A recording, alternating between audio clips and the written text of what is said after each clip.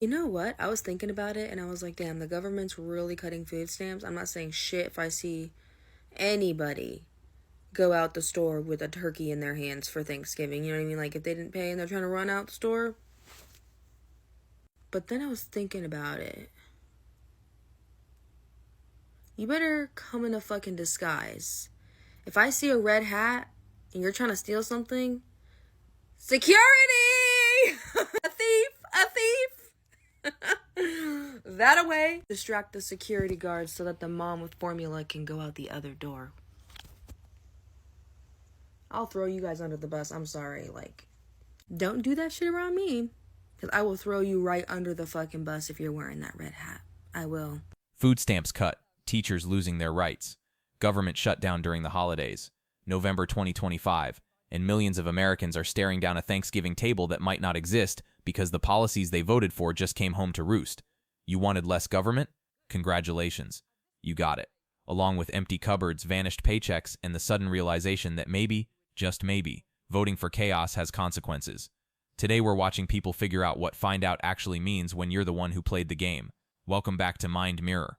Let's break this down. No food stamps in November for Thanksgiving is insane. And it has to be a direct attack. The way Thanksgiving is looking this year, some of us going to be eating a bowl of Captain Crunch cereal, a little sandwich, a little hamburger helper, a little bologna sandwich with a little burn on the edge and a little mustard on the side, and a peanut butter jelly sandwich. Because the way this government is going, yeah, we're really going to know the definition of being thankful. So as of November, liberals are saying that Trump is cutting food stamps and Section 8 and all this other stuff. So that means no Thanksgiving. Wait. So, people are shocked that the benefits they were told would get cut actually got cut. The plan was public, announced at rallies, written in policy proposals. This wasn't a secret. This was the promise. And now everyone's acting like it came out of nowhere. That's not a surprise. That's just selective hearing. Real talk, though. If you're on SNAP or Section 8, you need a backup plan today, not next week. Today. Because the system just showed you it's unreliable at best and hostile at worst. Call local food banks now. Find community fridges in your area. Connect with mutual aid networks. Hit up churches, mosques, temples. Most have emergency food programs. This isn't about politics anymore. This is about eating next week. So stop waiting for help from people who already said they won't help you. Whoop-de-fucking-do. If you can't make the mac and cheese, whoop-de-fucking-do. I got a fuck around and find out story for y'all, and this a motherfucking doozy. So the unions in Utah overwhelmingly voted for Trump. Overwhelmingly. The teachers, the cops, the firefighters, all unions voted for Trump. So now, the Utah legislature has passed a bill where they can't unionize no more, they can't bargain no more, they can't do shit no more. They done took away all that shit off the table for them.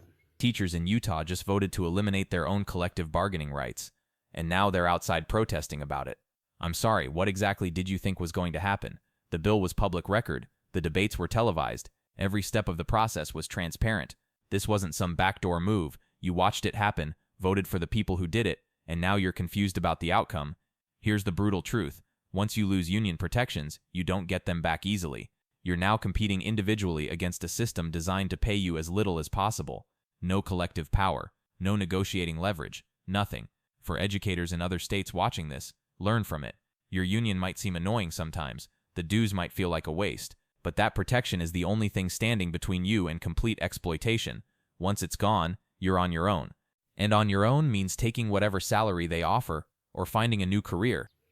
This is a real fuck around and find out story. Now they protesting, standing in front of the building talking about they ain't tell us we was gonna do this and all that. No.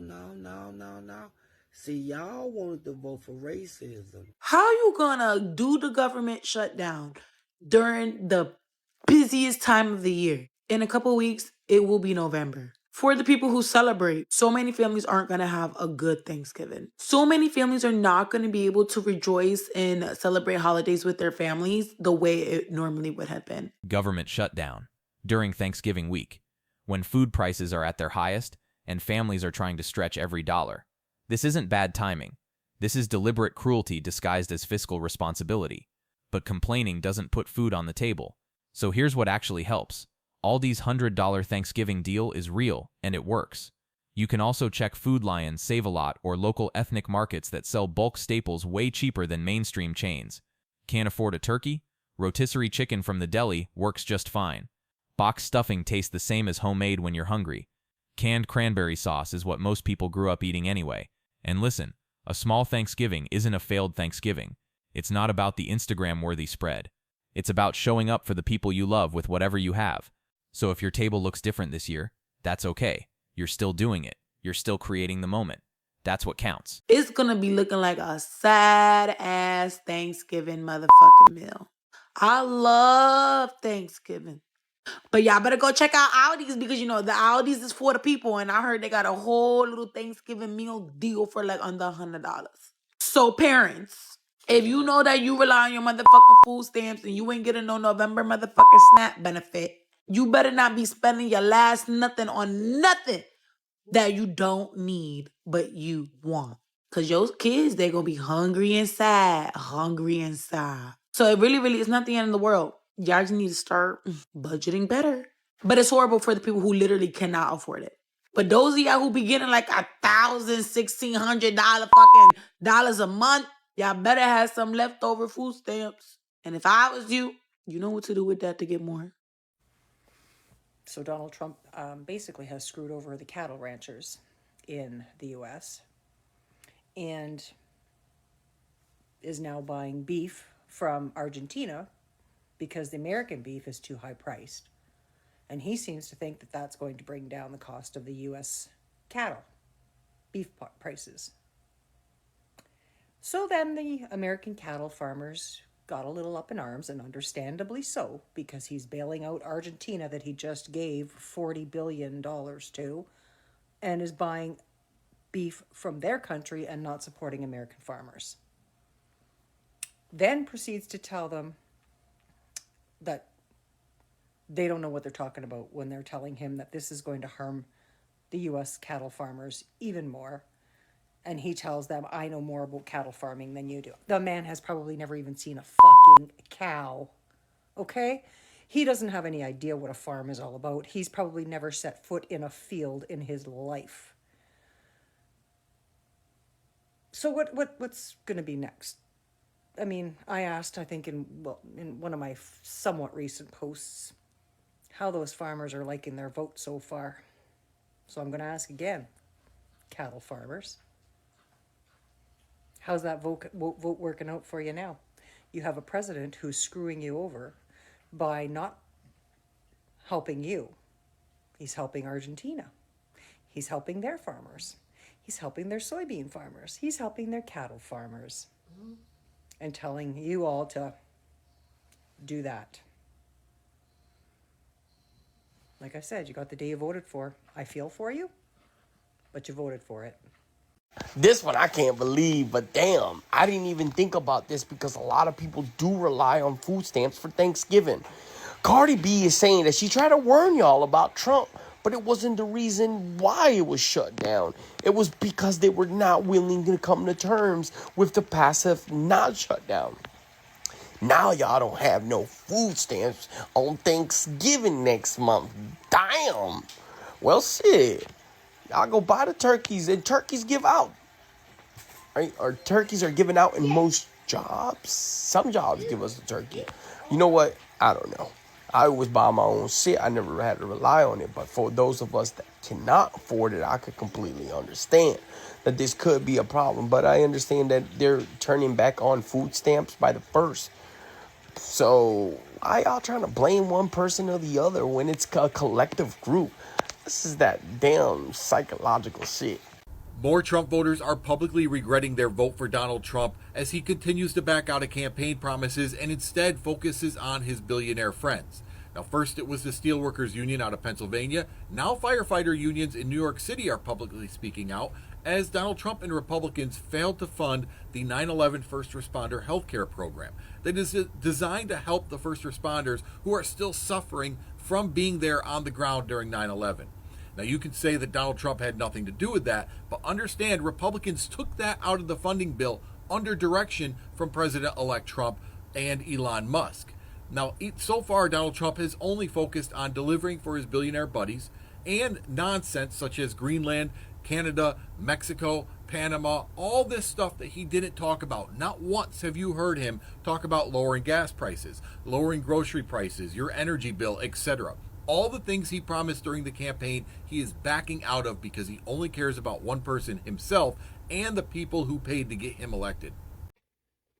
I think MAGA is going to be severely shocked at the amount of people in their camp that no SNAP benefits is going to affect, because there's a lot of Republicans that are on food stamps, and there's nothing wrong with that. There's a lot of Democrats that are probably on food stamps, but there's a lot of Republicans on food stamps. And before we start fighting each other because there's no food, churches are untaxed and still exist. Go bother them, and if they believe in God, they should feed you. Well, maggots that receive food stamps, good luck explaining to your kids of why they didn't get Christmas gifts, or Thanksgiving dinner, or Christmas dinner, and why you had to go to the food pantry this year. Good job. Due to the government shutdown, my family and I decided that we will be giving away 50 turkeys to 50 families in need of assistance for Thanksgiving meals. There's no need for anyone to go out there stealing, risking their freedom, or being hurt or hurting other people for the sake of having a turkey on your table. This is what Group 7 individuals do. We give back to the community. If you're in need of a turkey for your Thanksgiving holiday, I need for you to simply hit me up in the DMs. Let me know the Walmart closest to you, and what I'll do is order that turkey so that you and your family can go and pick that turkey up. This is what I'm about. This is what drives me, and this is what makes me happy. Until next video, man, y'all remain strong. I love y'all. Jesus love y'all. We're going to get through this as a nation. And no, I will not be making any special videos, putting your business out there. Now, I don't operate like that. I do what I do for individuals in quiet and secrecy, man. So if you need help, don't be afraid to be child. November 1st, millions of Americans will be without their SNAP benefits, aka they may not be able to eat. Thanksgiving is coming up. That is a major holiday for grocery stores. You know what they're going to see? A decline in shoppers. By the end of the year, we will see a 70% increase in prices. Not to mention that we have already seen a 55% price increase since the tariffs have come out from Donald Trump. 33,000 Americans have already lost their jobs in the 10 months that Donald Trump has been in office. Grocery costs, a bag of groceries in January of 2022 would have cost you $100. That same bag right now is going to cost you $117, and the prices are going to continue to go up. By November 1st, millions of Americans will be without health insurance due to pre-existing conditions and spiking costs of health insurance, because November is open enrollment time for insurance companies, and they've already adjusted their premiums because now there's nobody limiting how much they can charge you a month. Your insurance may have been maybe $300 a month. You can expect to pay $800 to $900 a month for that same insurance policy. You may not even be able to reinstate your policy because of pre-existing conditions. To mention the 100% taxes or tariffs going in on all prescription medication coming in from overseas. You know what those insurance companies are probably not going to want to do? Cover it. You're going to have to come out of pocket more for those prescription medications that your insurance company probably covered beforehand. First time in history, car prices, the average cost of a new car is averaging around $50,000. Mind you, in 2019, the average price was $37,000. So for everyone saying that I'm not into politics, you need to be, because our prices are going to go up so high. If you are already struggling, just know you're going to struggle even harder. So many people will go without health insurance. So many people will go without food, basic necessities, because prices will be so high the average person cannot afford them. You guys are going to understand how expensive racism is. You're also going to understand how important politics are, because you not being into politics is the reason why things are the way that they are. You not educating yourself and understanding what these politicians are saying to you are the reason why prices are the way that they are. I hope that this is a lesson for everyone. Hey MAGA, how you feeling today? I hear you not getting your food stamps for November and December, and you guys know you are the #1 recipients who receives the most welfare from the government. But you know what you're gonna get? A ballroom that you can't even enter. A $250 million ballroom that you can't even go to. And he's taking away your food stamps, and your welfare, and your EBT, and your SNAP. So guess what? Y'all bitches gonna be hungry. Y'all ain't gonna know what to do with yourselves. Well, this is what you voted for, right? This is what you voted for, so deal with it. Happy Hungry Day. It's hard enough to see Donald Trump be so obvious to so many and so oblivious to so few. When he's doing this stuff out in the open, and I thought the Epstein was going to be the bridge too far. I thought there would be a public outcry from his voters. I thought the tariffs were going to be for sure, and now the entire East Wing of the White House is gone. With no notice, with no hearing, with no congressional oversight, with no anything. He demolished the public family love, pride in our country, where anyone who's been there, MAGA, look around you. Look at the 20 million people being kicked off healthcare right now. The food stamp programs that you may never need, and God bless you for that. Good for you. But they're very, very good people, a lot of good people who rely on them, because their 2 full-time jobs still isn't enough to make ends meet with 3 kids. So that's what feeds them. And now healthcare is being taken away, and those who have the subsidies from the ACA, that evil Democratic program, their healthcare premiums are tripling or quadrupling or more. And the top heaviest hit states with those increases are all red. The top 10 are all red states. And now you get to turn on the TV and see what this time of year was being prepared to be the most beautiful, welcoming family event, school event, pride in our country. This is what we are all about: love, unity, and family. Welcoming all. That's what the East Wing has always been. Now, before, and I have to remind myself of this over and over again, because I've been there.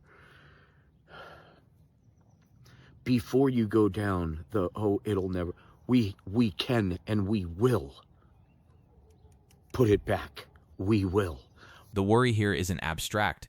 It's about literal historical artifacts from the White House potentially being sold off or auctioned like estate sale leftovers.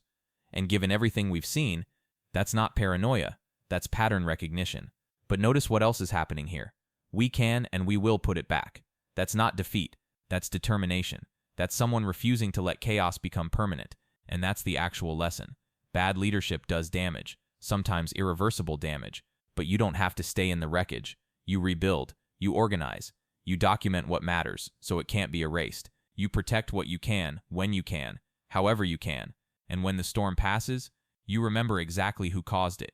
You remember who enabled it. And you make sure it doesn't happen again.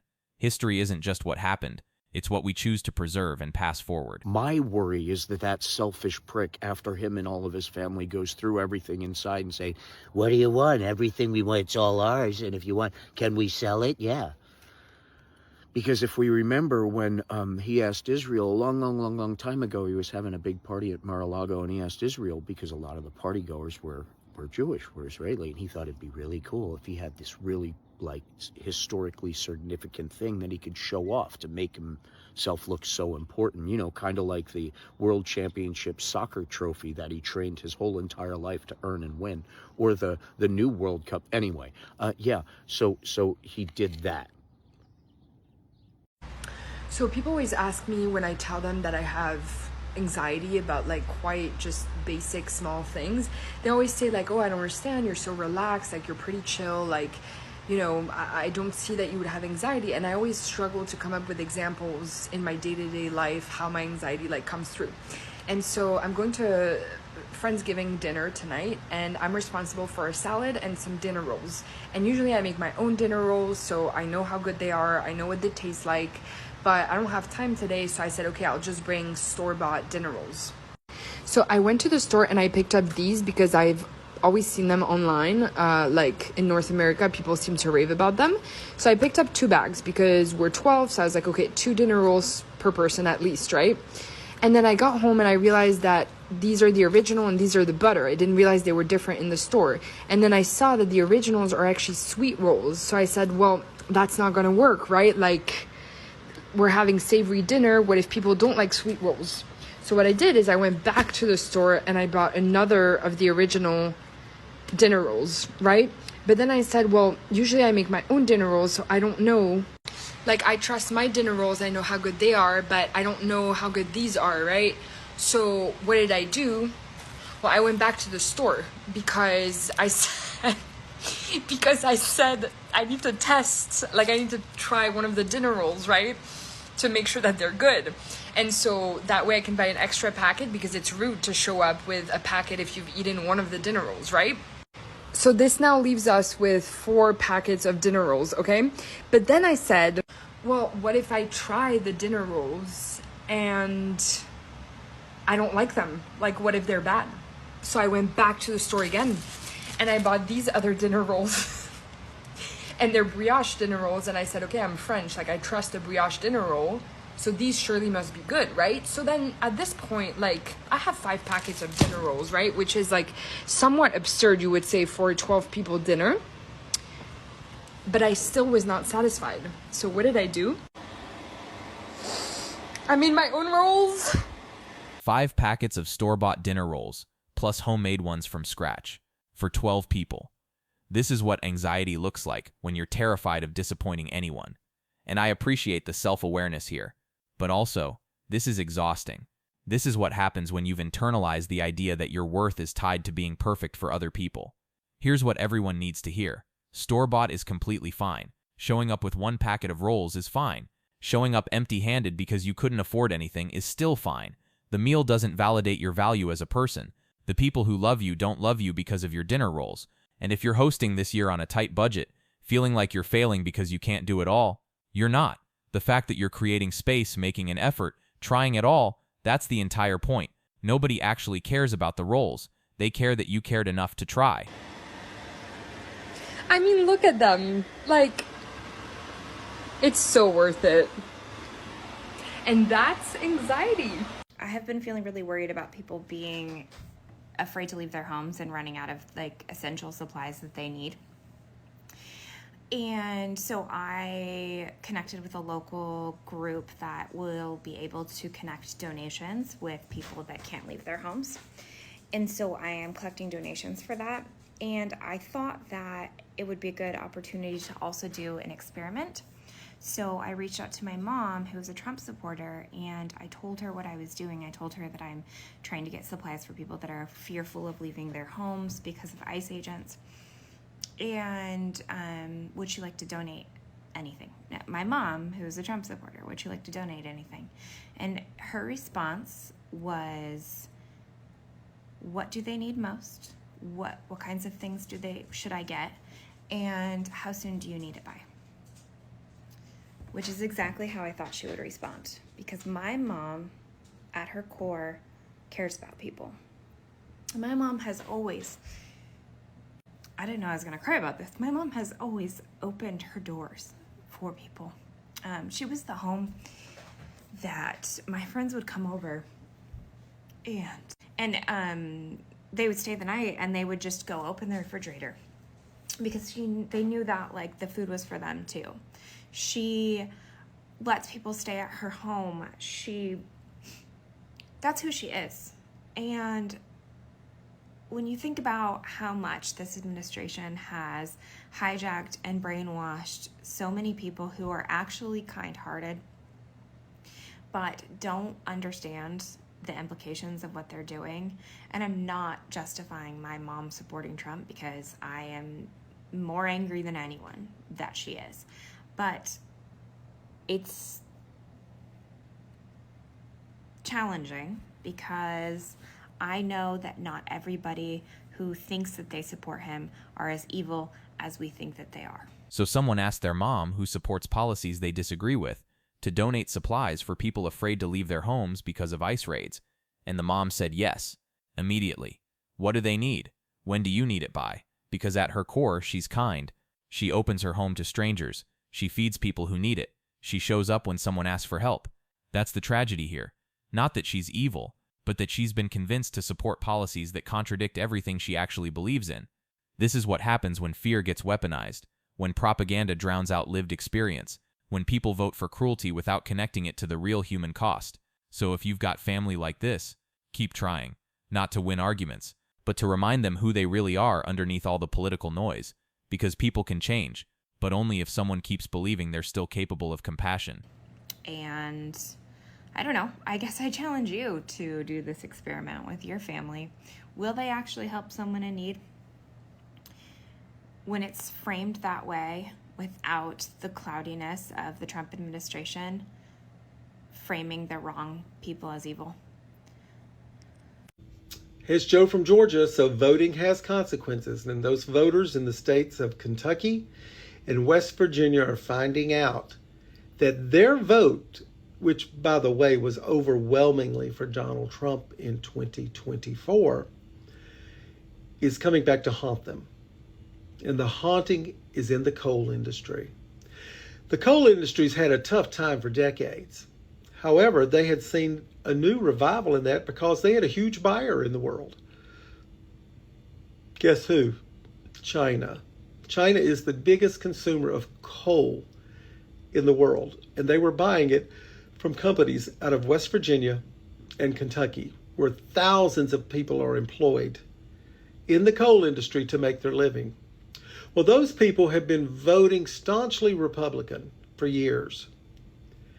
Well, in this instance, they are finally finding out that maybe they made a mistake.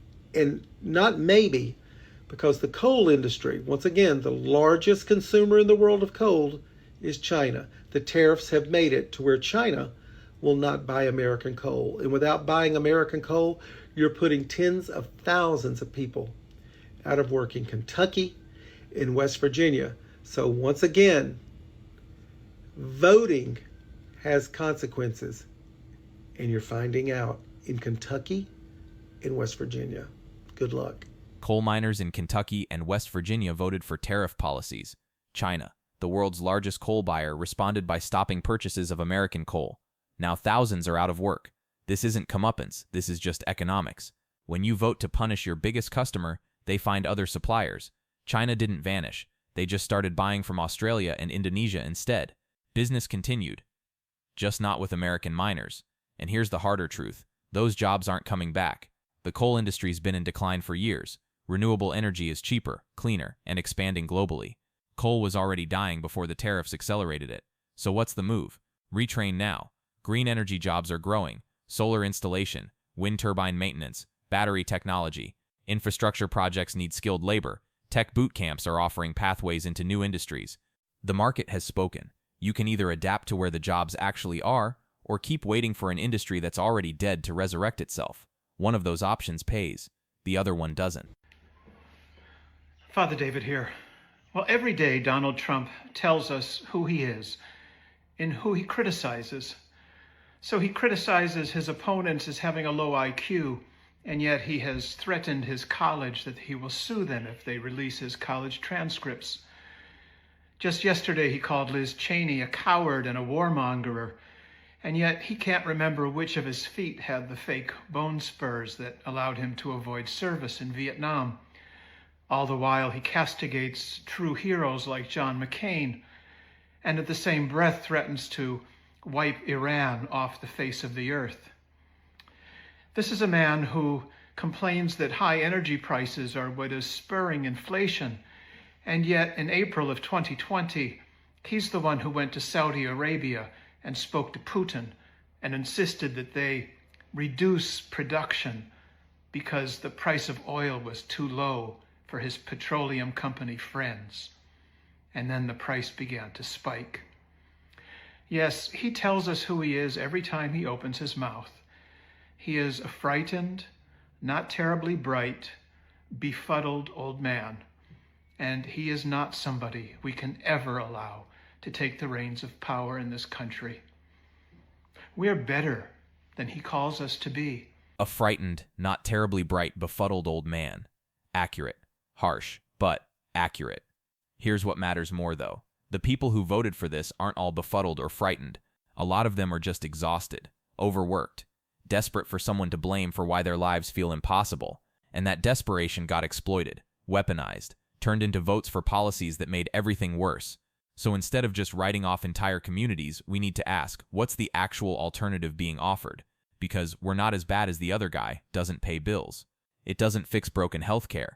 It doesn't bring back wages that kept up with inflation. People need material change, real tangible improvements in their daily lives, not just moral superiority. And until there's a vision that actually delivers economic security, this cycle keeps repeating. Different faces, same desperation, same exploitation. And we will be better than he calls us to be. Vote. Vote wisely. And God bless you. So food stamps will not be available for the month of November. The only advice I got to y'all is y'all should already knew this was coming.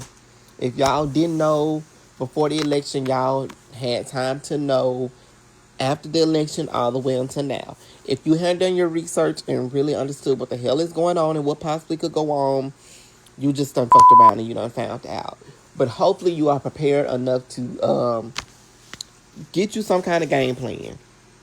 If you relying fully on food stamp to get you some food in your home for holidays and stuff or whatever, just in general, you need to figure you out a game plan, a side hustle or something to make some cash.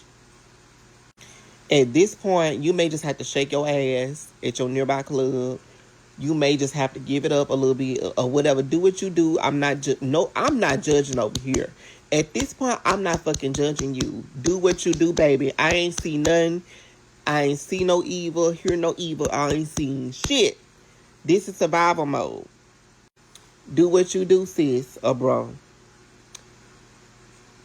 I've been saying this for years. The government don't give a fuck. The government can take your shit from you and snatch your shit from you at any point of time, any assistance that you get. So why do you depend on the government like that? I don't know why. But if you do, some people, they have their reasons, situations to why, things may not be going as optional and well for them. I get that. But for the ones who you've been on it for 30 years plus years and you never thought about, you know what I'm saying, trying to pivot. This is a teachable moment for your ass. You done fucked around and found out. So now I'm going to need you to go and I'm going to need you to pivot and I'm going to need you to bring some money into your household. And especially if you got children, you need to provide for your children. I don't know if WIC is affected. I think WIC is affected. If you have a child and you only depending on WIC, baby, you need to figure something out. I'm telling you, figure something out. This is uncomfortable, blunt, and honestly, completely necessary. If you've relied on government assistance for years without building any kind of backup, this moment is your alarm clock. Not because you deserve to struggle, you don't, but because the system just proved it can't be trusted. So here's the practical breakdown for survival mode. Side hustles. Sell stuff online, offer local services. Babysitting, cleaning, cooking, tutoring, yard work. Whatever skills you have, turn them into cash now. Food strategies. Learn to hunt if you can access it. Fish if you're near water. Forage what's safe to eat. Community gardens exist. Food pantries aren't shameful, they're smart. Meal prep with cheap staples. Rice, beans, potatoes, pasta, eggs. Buy in bulk when possible, stretch everything, and stop being too proud to ask for help. GoFundMe isn't begging when you genuinely need it. Mutual aid groups were built for exactly this situation. Your ancestors survived worse conditions with fewer resources. You've got tools they didn't have. Use them. And these jobs right now, they kind of on freeze and they not really hiring like that because of all this shit. So you gonna have to figure something out. Make something and let people buy, cook, do some. Bitch, get on this out. Do what you need to do to get to 10K. Bitch, do something. At this point, if you have to, get on here. Some people call it begging, some people don't. Get on here and talk about your situation. Let that generate you some views and some followers as well. And if you need to, put you up a fucking GoFundMe. I will help promote it. I will push it. I will do everything I need to help you. Do what you need to do. Okay?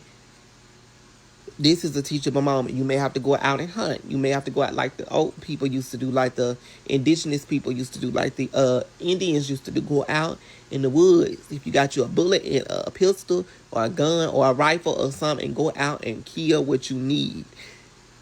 If you're not able to take it to a processor, process it yourself, kind of do it.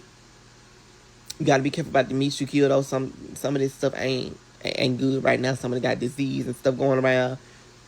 You got to be careful, but you can just pray on it, okay? Go out and kill you some deer, some hogs, whatever you need to do. Bring it to your house. Make it a memorable meal for you to get you by, okay? Because you can definitely do that in this time frame. You can do it, catch you some fish in the pond, in the river. You know, make you some fish, some seafood. If you close by to where you can get shrimp and stuff like crab legs and stuff like that, get that out the water. Clean it up real good. Cook it. You know, get you some butter. Make you some butter out of something. Baby, one thing about some of us, our ancestors taught us well. If we ain't got, we know how to scrap and do it. And so some of y'all gonna need lessons and tutorials on how to do, and that's okay. Just don't come in real fucking and judging, okay? We can teach you, boo. We can teach and show you. So y'all can get on here and start making content as well, doing that, showing people how to do these kind of, make these kind of meals and stuff like that. How to do something from scratch. It's a community. We need to come together on this app. Let's do it and let's help each other out. Because I think right now, really nobody can say that they not lacking in some shape, form, fashion with something. Okay? Nobody can say that right now. Nobody can say that. And if you do, you tell them motherfucking lie, shut your ass up and go missing MIA somewhere. Because you telling the fucking lie, you put it on the front. Stop it. We can all use some type of advice or tutorial or some type of help, assistance. We're helping each other out. That's what the people used to do back in the day. The Bible says it takes a village. Okay, and it really does. So keep that in mind. I just want to come in and let y'all know that. I want to let y'all know that there's just some suggestions. It takes a village. That's not just a saying. That's the survival strategy. Government failing you? Build community networks. Benefits cut? Pool resources with neighbors. Jobs frozen? Share skills, tools, and knowledge. This isn't some idealistic fantasy. This is literally how humans survived for thousands of years before modern safety nets existed. Collective care, mutual aid, showing up for each other when institutions collapse. If you're struggling right now, you're not alone. There are people in your city, your neighborhood, even online, who are ready to help. But you have to reach out. You have to ask. Nobody can support you if they don't know you need it. And if you're doing okay, check on someone who isn't. Share what you can spare. Teach what you know. Offer what you have. Because the government just demonstrated it won't save us. So we save each other. That's not politics. That's survival. So where does this leave us? With a choice. You can sit back and watch people drown under policies they voted for and feel vindicated. Or you can recognize that when your neighbor's house is on fire, yours is at risk too. These aren't abstract consequences anymore. They're real people losing real benefits, real jobs, real security. And yeah, a lot of them voted for it, but a lot of them didn't.